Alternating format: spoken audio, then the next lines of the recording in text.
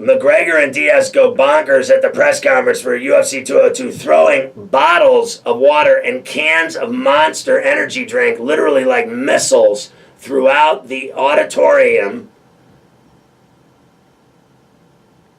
Just absolutely the foulest language money could buy, being hurled all over the place. Nothing but just four-letter bombs.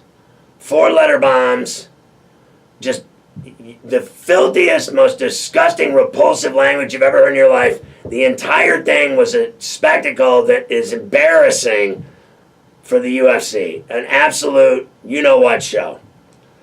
Do these guys hate each other this much, or was it a stunt to pump up the fight even more? You know that they pull this stuff off all the time. Fake press conference, shoving matches, all of it's drummed up to create interest in the fight. But you cannot tell me that the UFC authorized people throwing weapons in the air, which are cans of Monster energy drink, which is like a absolute missile. It's like a bullet flying through the air. Is it not? It's like throwing rocks or bricks. Is a can of Monster energy drink not the same as throwing a brick? Is it not? So then this absolute idiot, Conor McGregor, goes on ESPN SportsCenter at 6 o'clock in prime time and goes on a tirade with foul language. So much, he dropped so many bombs on the air live on ESPN, they couldn't even keep up with it. They couldn't dump him. He got out multiple F-bombs, multiple swear words, and I can't even believe that that network did not end that interview in the middle of it. I can't even believe they didn't just stop the interview and go directly to something else, because Conor McGregor was so embarrassing. Absolutely a street thug, bum, loser, tool.